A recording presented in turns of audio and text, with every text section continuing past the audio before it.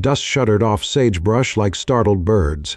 The very skin of the desert rippled, split, and groaned. Above it all a blood-red sun wobbled in heat haze, as if the sky itself had forgotten how to balance. Edmund Cole felt the earth rise under him before he heard the sound. His brass compass skittered off the tripod, needle whipping uselessly. He lunged after the instrument, missed, and slammed onto his knees. A mile marker post toppled beside him, clanging against the steel rail it was meant to welcome, and the railroad surveyor grasped with helpless clarity that this was no dynamite blast nor prairie storm. The land was quaking, alive and furious. A shadow steadied him. The Paiute scout, lean as a bow stave, slid a hand beneath Cole's elbow and pulled him upright with unhurried strength. The crew called the man Isaac Stone when they dared speak at all. Softer syllables followed him, uncertain tributes to a language of ghosts. His braids barely trembled while the ground bucked. Eyes half closed, he listened, not to panic but to something deeper. Cole swore he heard it too, a slow drum beneath the shatter of loosening stone. "It comes in waves," Stone said, voice calm as river silt. "The first wakes old bones, the second tests the living." He paced a tight circle, bare feet reading fractures faster than any instrument. Presently he pointed east, toward a weather-patched cabin where twin lanterns swayed like trapped fireflies. "They will need help?" Cole's surveying gang had scattered like quail when the soil first heaved. Tools, bedrolls, and the cracked transit map he had spent a month plotting lay abandoned. That map mattered, a steel vein the Union Pacific meant to drive through Paiute country before the winter blizzards. Without it, bonuses vanished and reputations burned. He grabbed the parchment, found it sliced by a fresh fissure, and felt a pang sharper than the quake itself. A second jolt slammed the plateau. Junipers flung cones like birdshot. The compass clipped his boot, needle still whirling. Then, like soldiers after a cannonade, silence flooded in, unnatural heavy. "Waiting?" Stone's nostrils flared. "The roof is cedar. It will not stand another." He strode off. Cole stuffed the ruined map into his satchel and followed, for reasons he could not yet name. Abandoning the scout felt worse than losing his bearings. They passed telegraph poles that teetered but held. Only last year lines had been strung clear to Fort Bridger. Frontier marvel called the nervous system of a young nation. Yet tonight those poles resembled frail bones, and the desert looked eager to snap them. The cabin came into view. 2 rooms, sod chinked walls, stovepipe jerking like a metronome gone mad. A porch lantern lay shattered, flame-licking spilled kerosene. Inside, a woman's cry rose, half sob, half order. Labor pains, Cole realized. The rancher's wife, Mariah Lennox, wasn't due for a fortnight, but earthquakes despised calendars. Stone ducked through the door and spoke in measured tones. Cole hesitated, as though an invisible ledger demanded he choose between duty to rails and duty to strangers. The next tremor made his choice. The porch pitched, throwing him inside. The cabin smelled of pine, pitch, and fear. Mariah knelt on blankets, hair pasted to her neck. "Get that beam," she gasped. A ceiling timber, jarred loose, seesawed above her. Beside her, a kettle rattled on the iron stove, the only warmth against desert nights that could freeze a horse trough by dawn. Stone wedged his shoulders beneath the beam, muscles cording. "Bring water," he told Cole, "and your belt." Cole stripped the broad leather strap engineers favored. Stone looped it around the timber, cinched it to a support post, buying seconds if not safety. Cole fetched snow-cold water from a barrel outside. As he re-entered, he noticed rattlesnake tails nailed above the lintel. Frontier superstition claiming their hollow buzz repelled evil spirits and, some swore, stilled the quaking ground. Tonight their magic seemed spent. Another contraction whipped Mariah. She cursed softly, quoting a Bible verse upside down. Cole felt absurdly bashful, an intruder at creation's doorstep, yet pressed a damp cloth to her brow while Stone gathered blankets. Firelight jittered, throwing monstrous silhouettes that shrank whenever the scout moved, a silent promise that fear itself bowed to him. Between contractions, Mariah spoke in jagged fragments. Her husband Silas Lennox had ridden south at dawn hunting strays. The hired hand fled at the first tremor. "Stay," she begged. "The baby's coming faster than any midwife." A distant roar answered. A landslide or rail cars tumbling. Stone gazed past a cracked pane toward the ridge where twin tracks glinted. "More are coming," he murmured. "Aftershocks, perhaps, or men with rifles." Cole wondered whether Lennox would return furious to find a Paiute under his roof and a surveyor far from his post. Historians still argue whether that night's first convulsion measured 6 or 7 on the scale devised decades later. Cole would write long after, though tonight he possessed no such measure, only the raw arithmetic of creaks and cries. Outside, coyotes yipped unsettled. Telegraph wire hummed faintly, gossiping with the stars. Cole tightened the belt another notch, sawdust trickling onto his hair. He thought of his cracked map, the future spine of America, now as broken as the beam above. Somewhere behind him Stone began humming a minor, key lullaby. Maria's breathing matched the cadence, and even the house seemed to steady. The hush could not last. In that uncanny stillness Cole heard the tick he dreaded most, not settling timbers, but the compass in his pocket, needle clicking against the glass, proof that despite everything, he still sought north when perhaps he should seek redemption. Far off, the horizon flickered, lightning without storm. The second wave was gathering. The second wave struck sideways, like a black powder blast flung under the floorboards. The cedar roof snapped one joist, then another, until the central beam sagged with a groan that sounded horribly human. Rain-swollen clouds, dragged east by an early autumn front, had begun to spit through fresh cracks, and cold droplets pattered onto Maria Lennox's heaving belly. Isaac Stone shoved his back beneath the failing ridgepole, legs planted wide, arms braced high. Muscles bunched along his shoulders as if every ancestor of his tribe had taken hold. Above him, shingles slid, one skittered down and nicked his cheek, drawing a dark ribbon that vanished within the braids against his neck. "Bucket," he ordered, voice scarcely above conversation. "Set it at the corner. We cannot fight sky and earth both." Edmund Cole lurched across bucking floorboards and up, ended a grain barrel to catch the leak. A lantern swung overhead, light strobing the room in dizzy arcs, and for an instant he saw 3 separate scenes: Stone the pillar, Maria the storm-tossed vessel, and himself, a surveyor clutching useless instruments while the map of his career burned in his satchel. Maria's next cry folded into a harsh whisper. She bit her sleeve, refusing to scream again. "Hush," she said, as if to the child rather than herself. "Your father claims brave men are born silent." Her lips were bloodless, yet a spark of defiance flashed there. Frontier women learned courage the way others learned prayers. Cole slid beside her. Another cloth. He dunked a rag in the bucket. The water already held silt, mud tremors had sifted through the roof seams. Outside, wind whistled across the telegraph wire, plucking a single trembling note.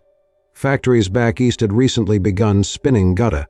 Percha coated cable by the mile, boasting that messages could fly faster than cavalry.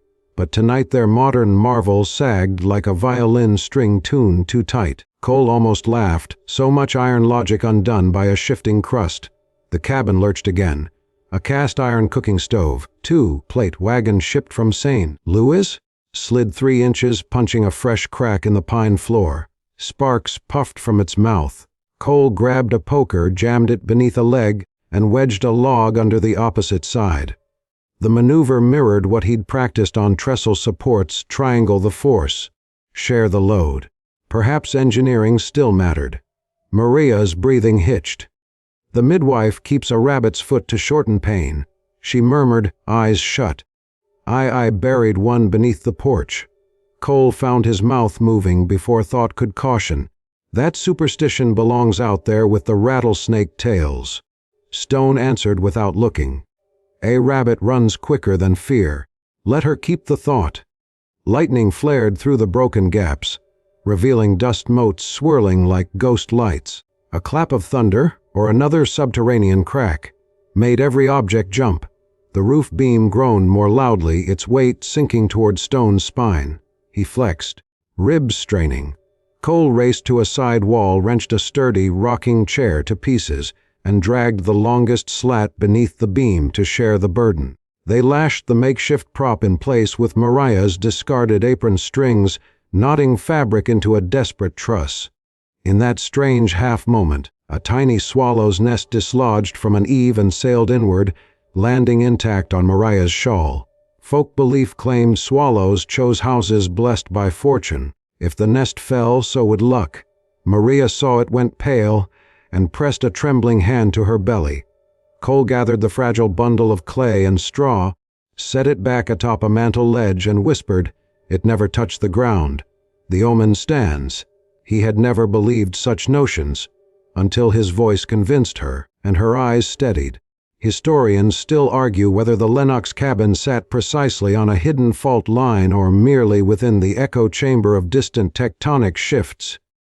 Cole would note years later. But every living soul that night swore the devil himself tried to enter through the chimney.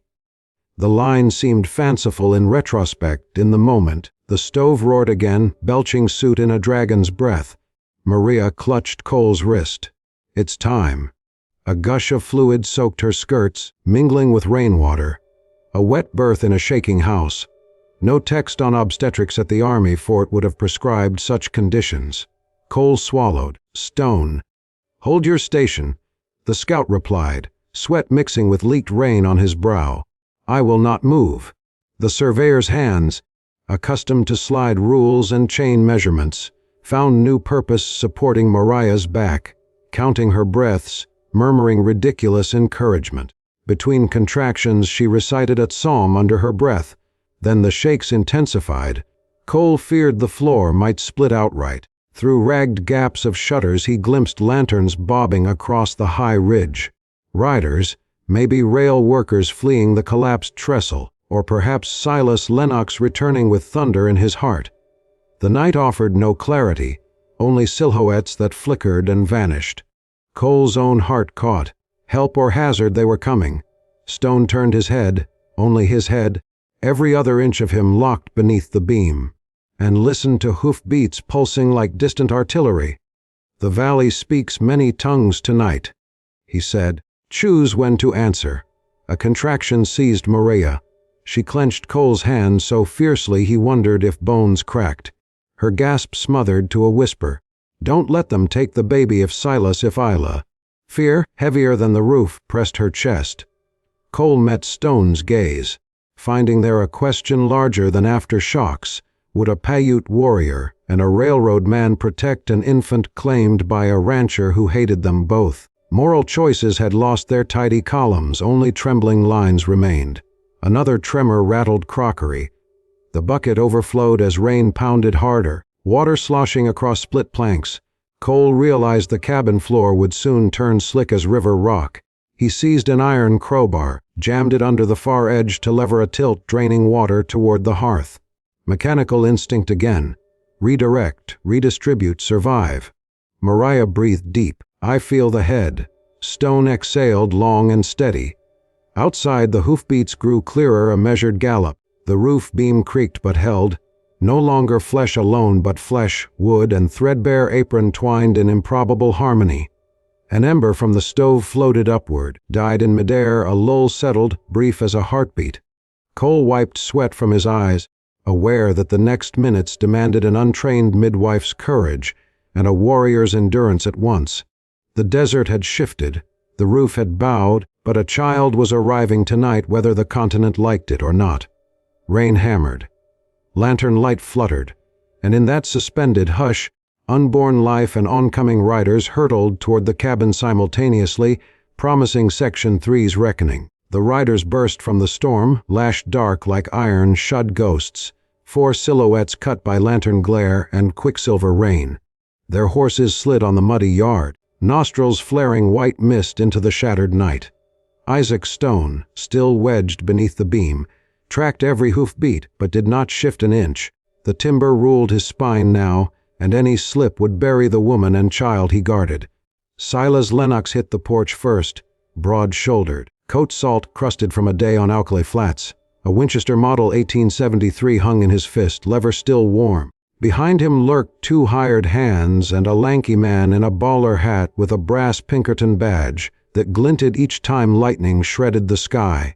Corporate security rode these ranges whenever railroad payrolls needed guarding. Tonight the badge looked like an accusation. Edmund Cole stepped into the doorway, palms up, voice steady only because terror had exhausted every tremor already. "Easy, Silas.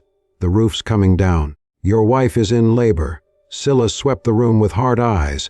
They landed on stone, on the welded tableau of Paiute muscle holding cedar and sky apart. Hatred sparked, old, salt bitter, fed by skirmishes no court would ever weigh.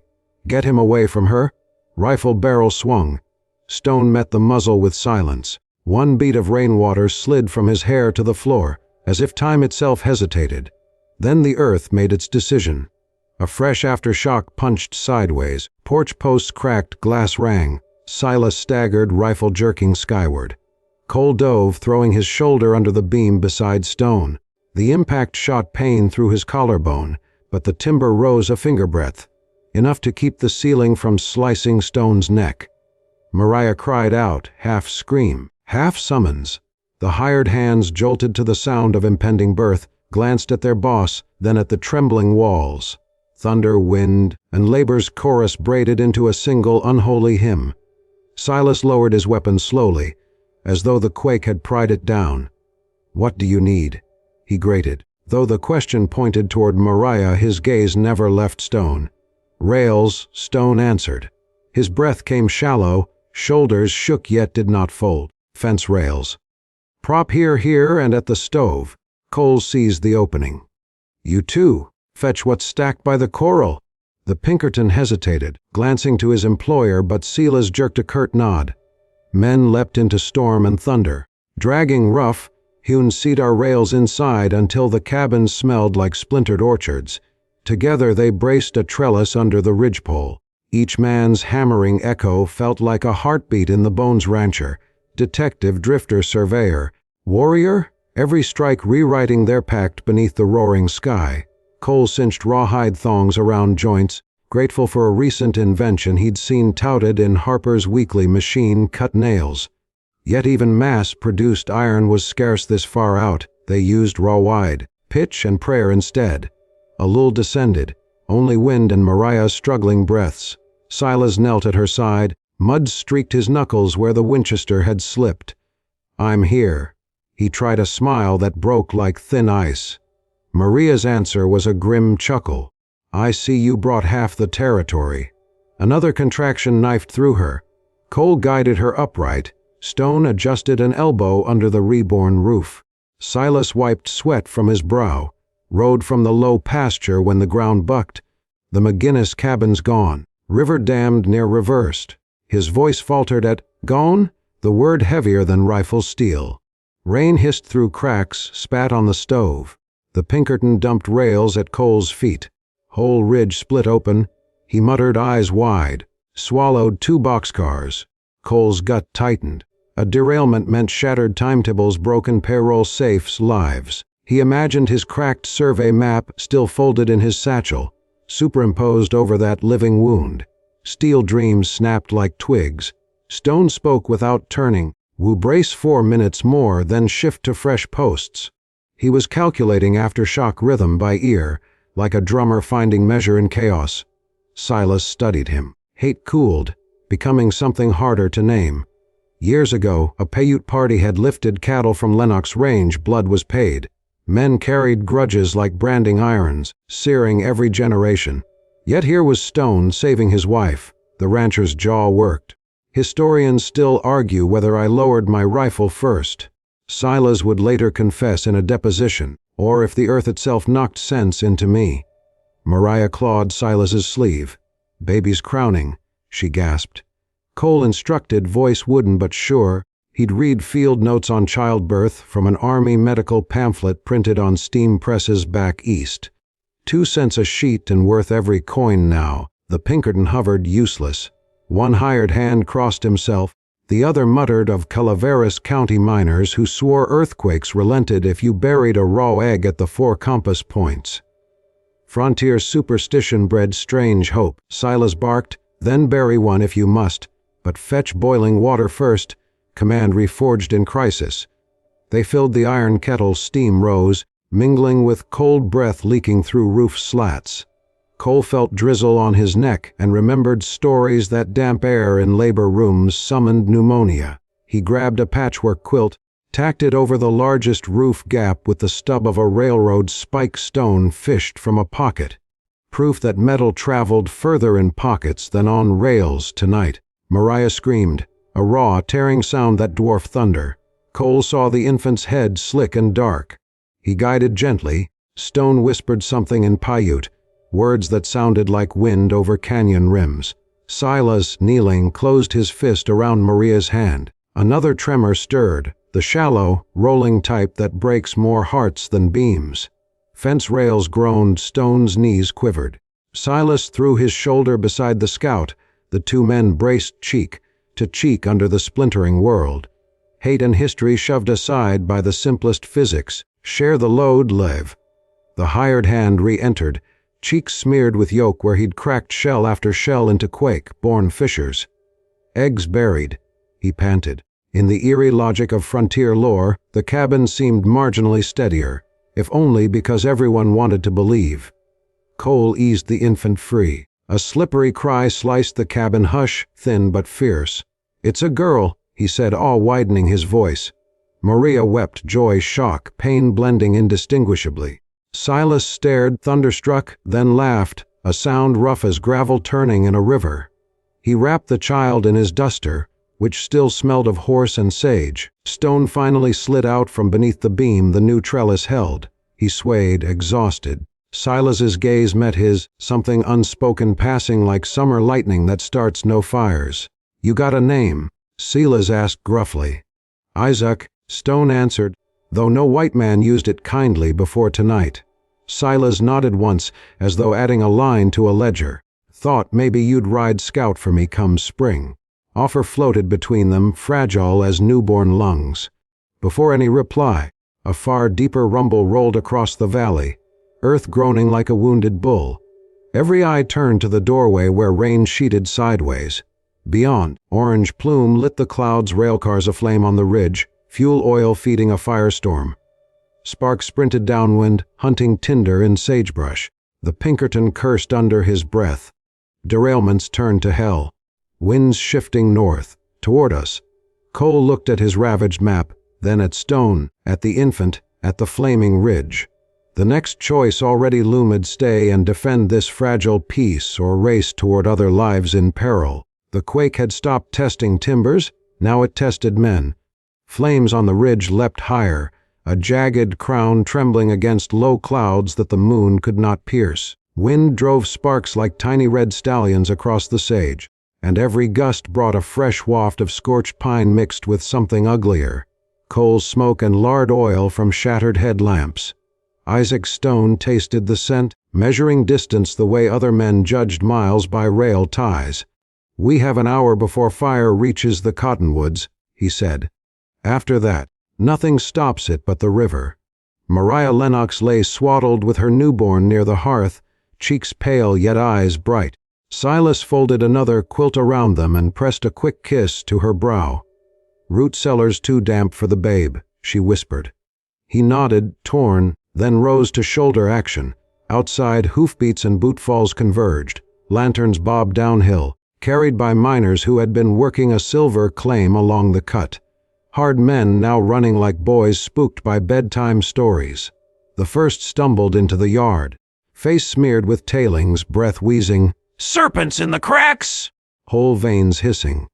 His companions echoed him, rattlesnakes pouring from rock fissures opened by the quake, their scales shimmering like living ore. Some swore the snakes carried sparks on their tails, omen of an underworld uprising.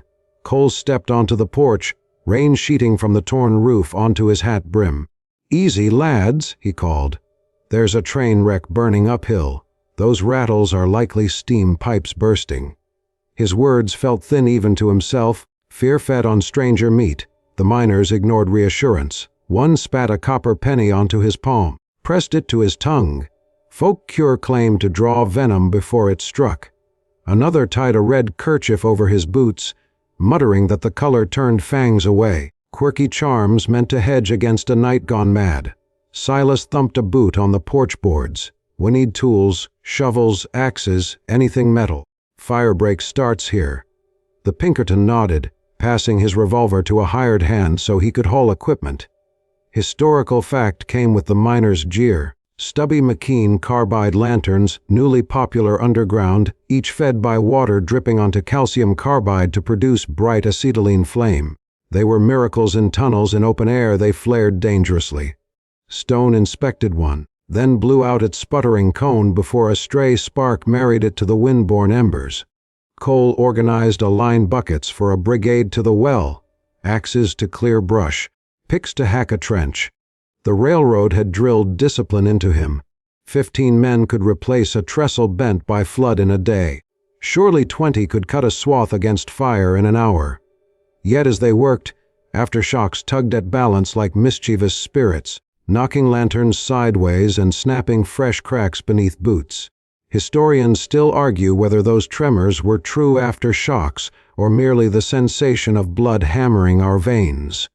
Cole would scribble years later. But every shove felt real enough to tumble a man.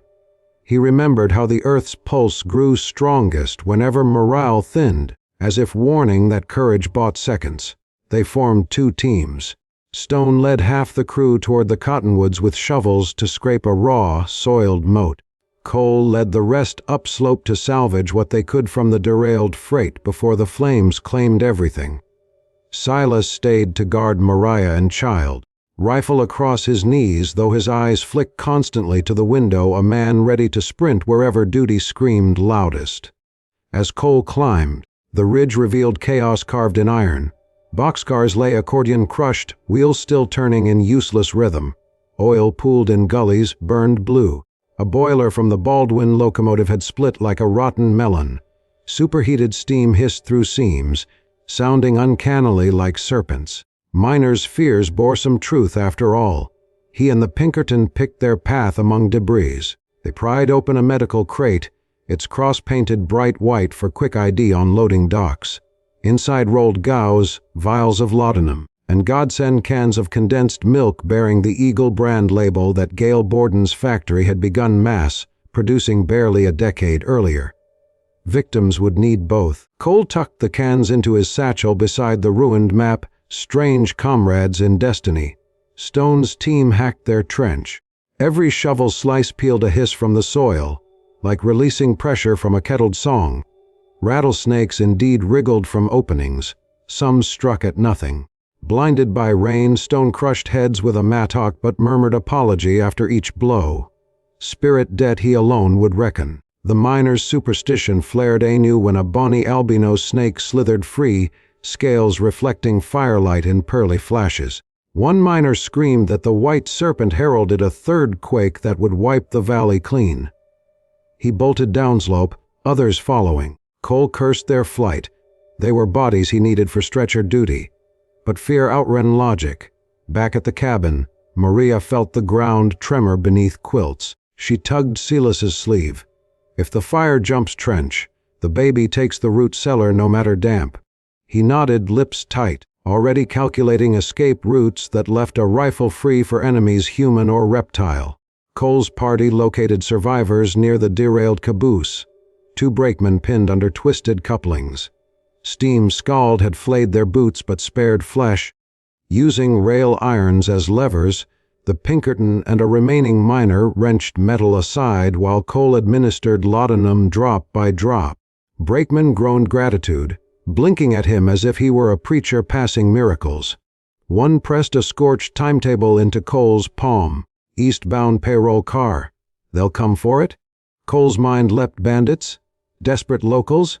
He stuffed the singed paper away. The valley hosted peril enough without coin-luring wolves. Another aftershock rippled, less violent but longer, a sinister cradle rock. Chunks of embankment slid, sending a new tongue of flame toward Stone's trench. He signaled with an arm sweep, and men shoveled ash dirt over burning sage. The trench held. For now, Cole fashioned a travois from a door ripped off its hinges and 2 signal poles. Brakemen were strapped on. Then began the treacherous descent toward the cabin hospital they had conjured from pine smoke and raw grit. The Pinkerton paced ahead, revolver drawn not for men this time but for any serpent prophecy made flesh. As they crossed the newly opened fissure, an acetylene lamp toppled from the miner behind them, smashing against rock. The white flame whooshed upward, dazzling. Stone spun instinctively, raised a shovel to shield faces.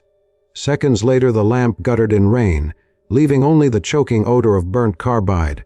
But the spectacle left every man shaken, reminded that even their tools might betray them.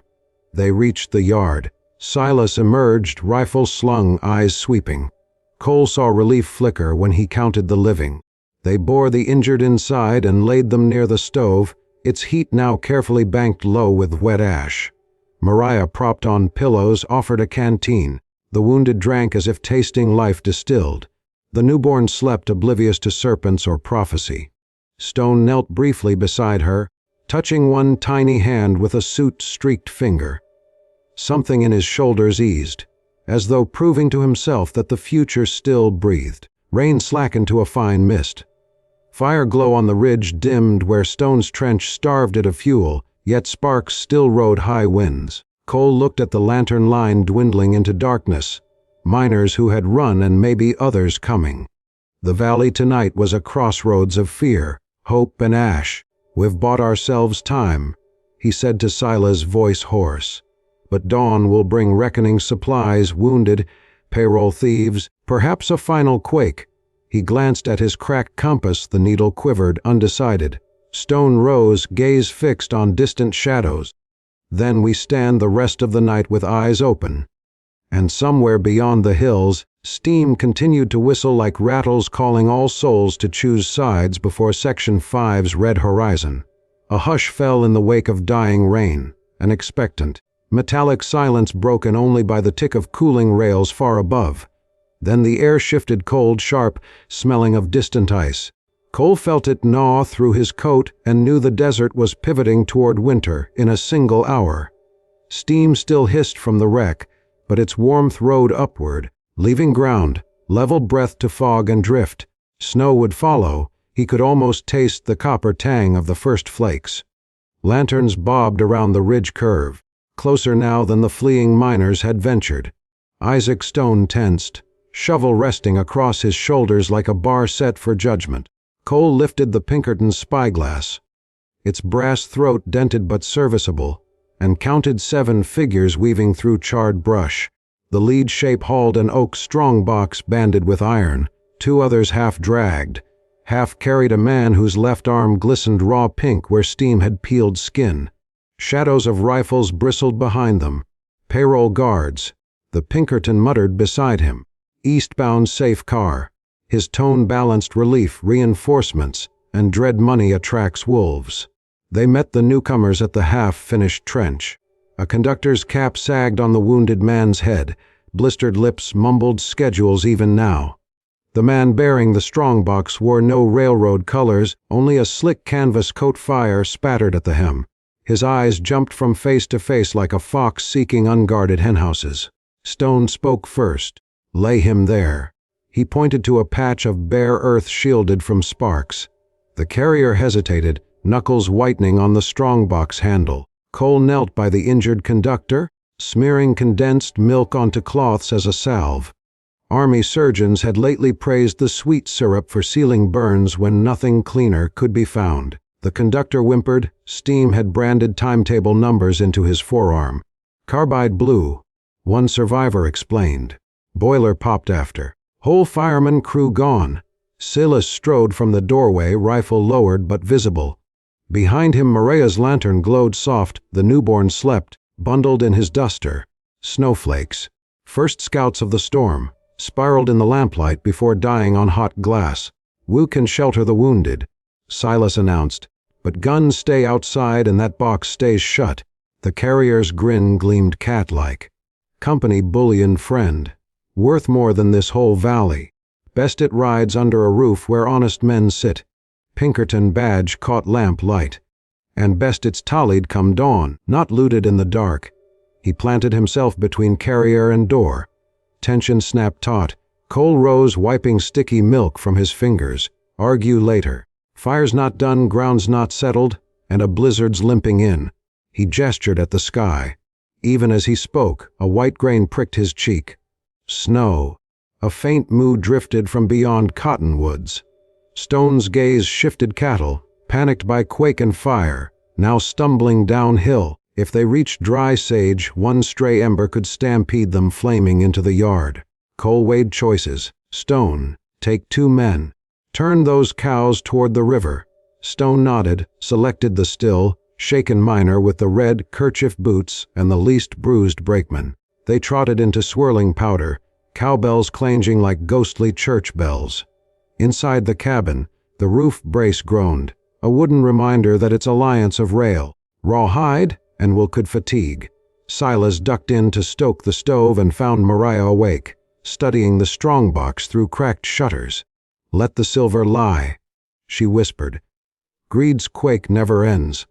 Lamplight caught the swallow's nest still perched above the mantel, miraculously unshaken by aftershocks. Mariah's gaze lingered on it, then on her daughter. "She'll need a gentler world, Silas." Outside, the box carrier argued with the Pinkerton. Cole overheard snatches, split share, railroad insurance, finders keepers. It chilled him more than snow. Men turned feral quicker than timber splintered. He remembered his own cracked map, how value once seemed measured in iron miles, now in pulses and breathing. A sudden clatter cut debate eggshell, laced fissure widened near the trench, dislodging a chunk of earth that rolled downhill in a slow, motion landslide. The men scrambled clear, but the strongbox thudded open, lock sprung by impact. Within lay stamped ingots and 2 burlap rolls of coins, reflected firelight dancing like tiny suns. Hungry eyes circled. The Pinkerton's hand hovered near his holster. The carriers already clutched a derringer. Cole stepped between them, both palms raised. "Save your bullets for snakes or bandits." Snow's thickening sea. He pointed flakes now clumped like wool, blanketing sage and muffling the world. Steam columns faded, quenched by the chill. The valley exhaled frost. Quirky remedy surfaced from memory. Cole grabbed a tin dipper, dipped it in near-freezing water, and tossed the contents skyward. Droplets crystallized mid-fall, tinkling onto men's hats. Old Pawnee trick to still quarrels. Let winter speak. Whether the story held truth or the sudden bite of cold sobered them. The carrier slipped his derringer back. Historians still argue whether the snowfall truly began that minute, or if memory clouded sooner than the sky. Cole would pen in later journals, but everyone agrees the first white sheet covered the bullion like a burial shroud. They hefted the strongbox, now twice its weight with packed snow, and wedged it against the porch beam, agreeing no one would move it until sunrise. Silas drove a broken spike through the hasp for token security. Stone's trio returned, breath fogging, to report cattle safe in river shallows. Yet his expression darkened. Tracks in the draw, 2 riders trailing the miners, heavy horses, sharp shoes. They watched us. Bandits sniffing gold or desperate drifters chasing warmth, either way storm would herd them here. Cole felt the first true wind, driven flurry sting his eyes, flakes ticked off rail iron like tiny bells. He ordered shutters barred, lantern wicks trimmed low to save fuel. Telegraph lines moaned overhead, iron wire contracting in cold until wooden poles creaked.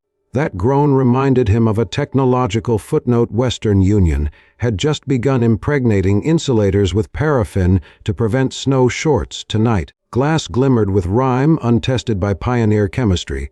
No messages would leave this valley. Inside they rearranged bodies.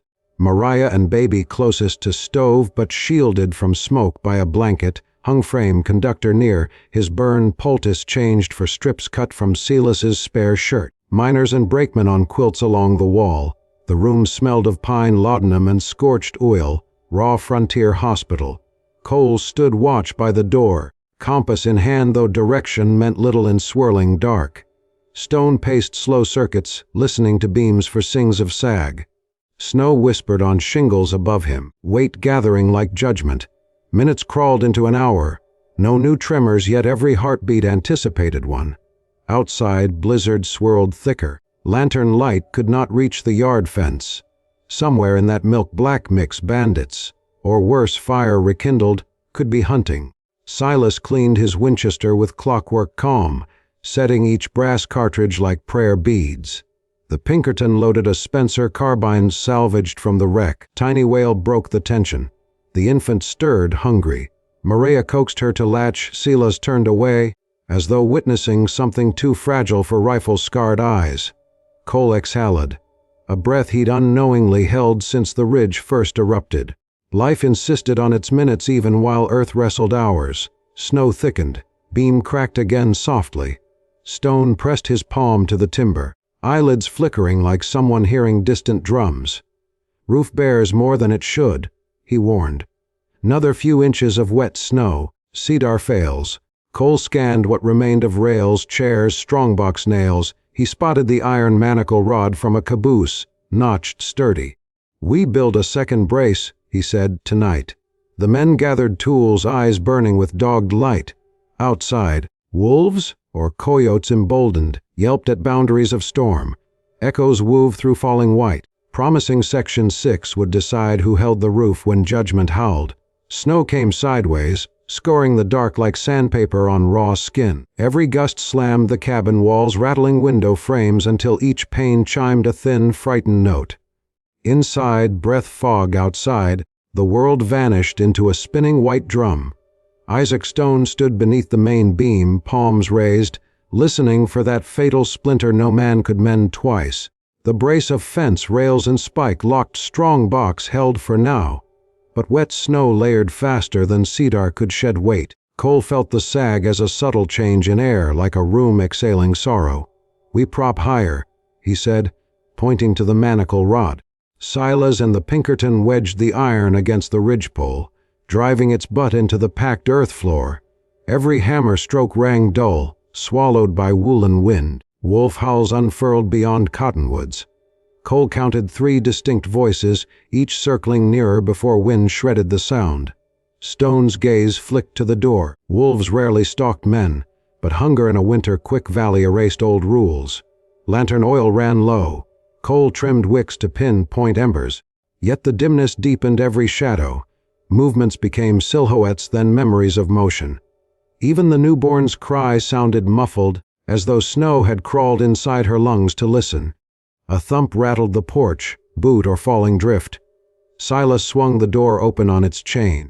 2 figures burst through, a miner who'd fled earlier and an unknown rider, both half white with frost.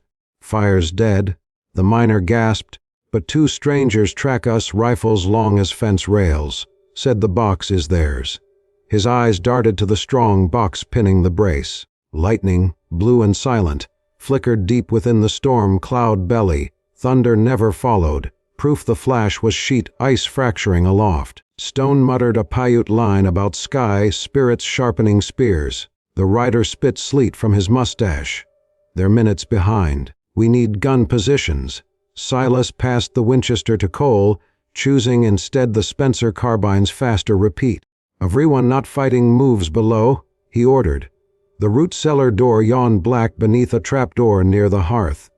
Maria, baby in arms, crouched to descend. The conductor insisted on going last, though his burnt arm trembled. The brace creaked. Stone slid beneath it again, back arched. "Go," he told Cole. "Roof needs eyes." Cole hesitated. Leaving Stone alone felt treacherous, but movement outside stole the choice. Shapes emerged in the snow. A Colt revolver muzzle flashing first, then a voice. "Lay down arms and roll out the bullion." Bandits, faces blurred by scarves, advanced like black nails through canvas. One fired a warning. The shot shattered a shutter slat and buried into the strong box lid with a metallic thunk. Silas answered with the Spencer, its 56-56 round boom driving attackers to ground.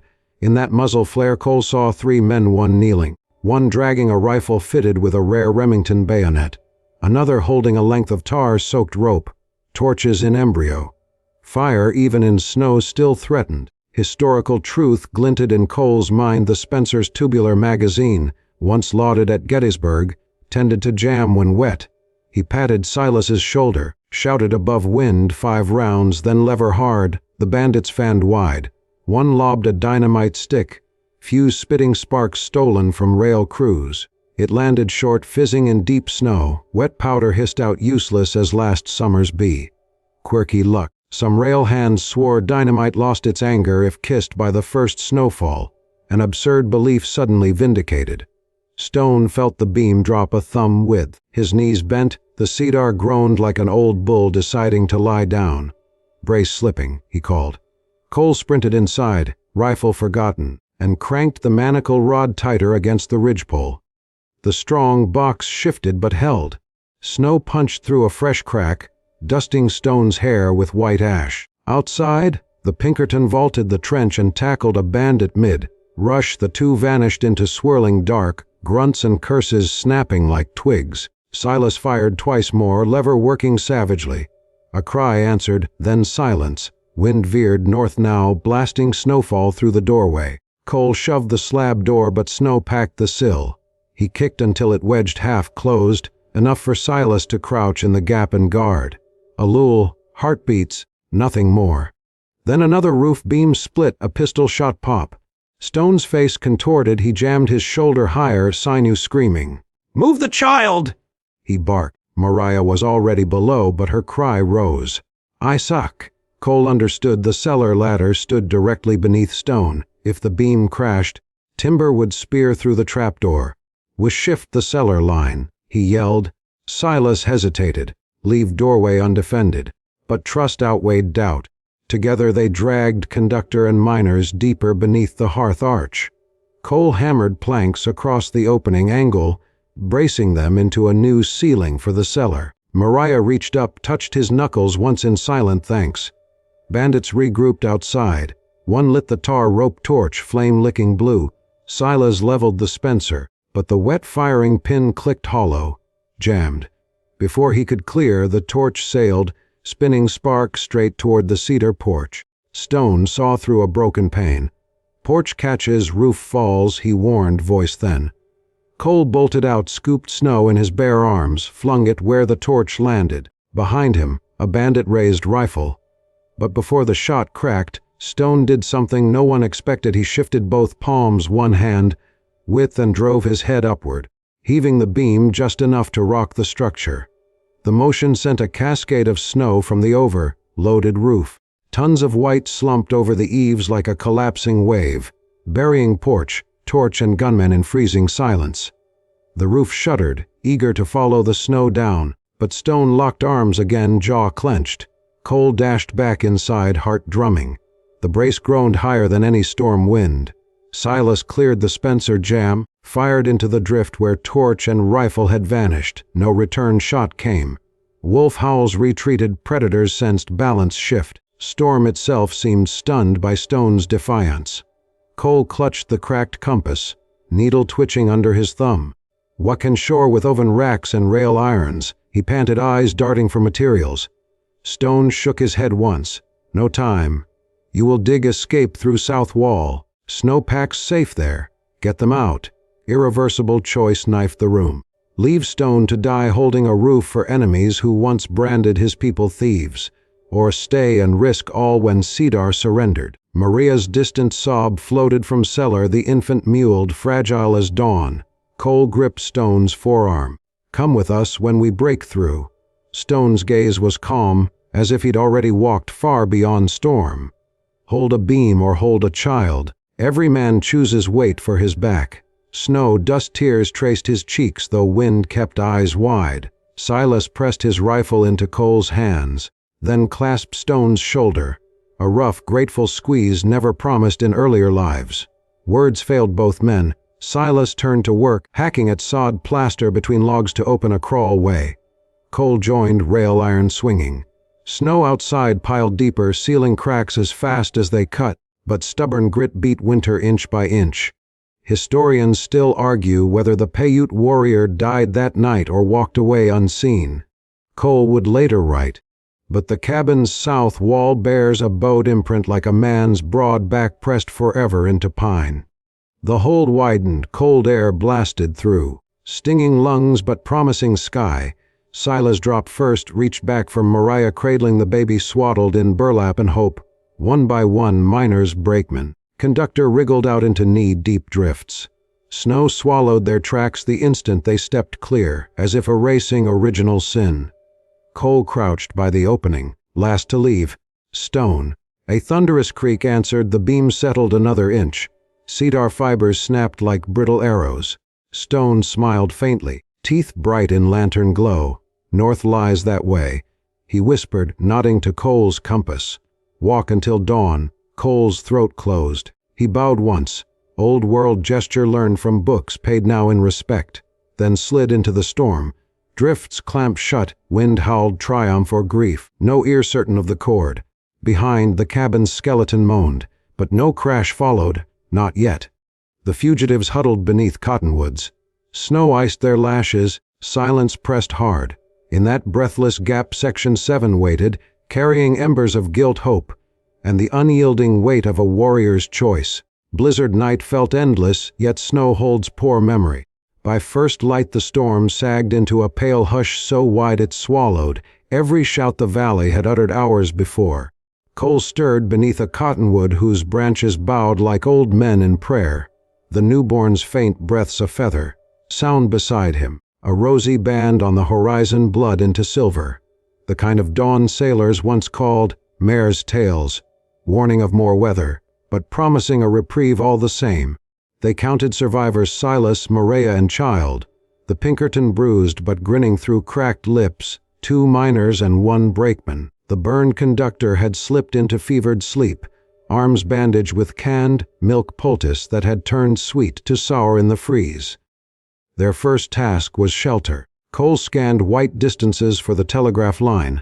Glass insulators now glinted like frozen beads, pointing toward a line shack a mile away. One of those 8 by 10 huts that Western Union dotted along the rails so operators could swap out wet batteries. A mainstream marvel of 19th century tech, yet tonight it was simply a roof still standing. They lashed together a crude sled from fence rails and a wool tarp, laid the conductor and the strongbox atop it, and trudged north. Each step punched a print through crust until snowplows of their hips heaved the next. Silas broke trail with a hay fork for a staff. Cole carried the Winchester, slung safe but ready, barrel hooded against ice. Halfway there, a loon like howl rippled. Only one. Wolves had drawn away with the wind shift, content to watch. Still, Maria murmured a quirky remedy from her grandmother. If a wolf shadows you, spit once for each of its eyes. She spat twice, quick and embarrassed, then smiled when the infant gurgled, as if the child approved frontier science. At the shack they found the door blown in and a single Morse key dangling by its wire. The acid batteries were cracked, tarred paper insulation scattered like black petals. Yet the walls stood and a rust-belly pot-bellied stove waited. Silas chopped a sleeper tie. The Pinkerton shaved dry curls of creosoted pine, and soon heat bloomed. Smoke rose through a tin chimney that whined in the wind, but none of them minded. They sat in that cramped box, thawing silence from their bones. Cole opened the smashed strongbox. Coins and ingots lay jumbled, snow-crusted. No marvel, just cold metal. Silas suggested burying it beneath the shack floor until company agents came. The Pinkerton agreed, rolling eyes skyward in an oath as binding as any ledger. They shoveled powder aside, hiding wealth under a plank pried loose with a spike. When plank thumped back, every man exhaled as though some quicksilver evil had been tamped with it. Hours later, wind lulled and blue sky split the overcast. They started back to the cabin, not for shelter now. There was better above, but for truth. Snow squeaked under boots, sunlight scattering off drifts like shattered mirrors. The house appeared half collapsed. One wall bulged outward, roofline drooped, but the main ridge still bridged sky. Cole's stomach twisted stone. They waded closer. A ragged hole yawed where they had crawled out, yet no tracks spoke of exit after them. Wind had wiped all sign inside. They found cedar beams snapped and splayed like broken rib bones. Beneath the largest, only a shallow depression in drifted snow, as if someone had once lain there and then risen before the roof settled. No body, no blood. Just a cracked compass stone had lifted from Cole's pocket at some point and set deliberately on a stump of joist pointing true north. Historians still argue whether the faint hollow under that beam marked Isaac Stone's grave or his footprint leaving. Cole would later record, but none deny the roof never fully fell until dawn allowed its guardian to depart. In one corner, the swallow's nest clung stubbornly to half a rafter, still intact despite gaps of daylight on every side. They gathered what remained medical stores, canned milk, blankets. Maria pressed her palm to the stone-cold hearth, whispered a Paiute phrase she had learned in the night, and left without turning back, fearing if she looked twice the place might choose to crumble after all. On the ridge the wreck lay silent, a black seam on white hills, yet smoke no longer climbed. Trench lines cut by shovels gleamed where fire had died. Cattle lowed from the river flats alive. Afternoon sun threw long shadows, and under those shadows the valley looked almost serene, as though catastrophe had been a fever dream shared by land and men alike. Moral reckoning arrived in quiet. Silas laid a battered Stetson on the snow, spoke simple words for dead railmen, and for the unnamed bandits buried beneath stone, weighted drifts. Cole added his cracked map, folding it once and set it under the hat, a confession and an offering. When wind lifted both after a while, they let them go. Twilight seeped. A single telegraph pole still stood plumb, and the Pinkerton, ever the company man, joked that the line might hum again come spring. Nobody laughed. Instead, Maria cradled the baby, and all listened to small breaths steadier than any instrument. Somewhere beyond cottonwoods, coyotes yipped, wolves answered deeper. The world, like a tired anvil, settled back toward rhythm. 2-3 haunting lines of frontier truth floated among them like camp, smoke at dusk. Sometimes the earth shouts to remind the heart it is fragile. Sometimes a man must bear a roof he did not build so others can breathe. And sometimes the tracks we leave vanish, yet the road behind us never closes. Dusk glows pale rose, then slips to violet, the snowfield dulls to soft pewter, and at last a hush falls so gentle that even memories step lighter. Fire light in the little line shack flickers slow, painting everyone's faces in amber rather than red. Anger and fear leached out, leaving only wariness and a cautious kind of wonder. Maria hums a lullaby that drifts beyond the door and seems to settle across the white like down. Silas and Cole share coffee thin as creek water, yet its warmth climbs their throats with quiet gratitude. Somewhere out beyond the cottonwoods, the first stars blink awake, none the wiser for the night's harsh bargains. A breeze slides off the hills, cool but no longer cruel, stirring loose flakes into silver spirals that rise and vanish before touching skin. In that easy breathing of the land, clink of cooling rails, sigh of settling logs, and faint coo of a newborn weave together, an improvised hymn to resilience. Tomorrow will bring lumber wagons, survey crews, and questions no compass can answer. But for now the night simply widens, gentle and forgiving, over tracks, over river, over the bowed print of a warrior's back preserved in pine. If this snowstorm moved you, hitch your wagon to our channel, hit like, subscribe, and share your thoughts by the campfire below.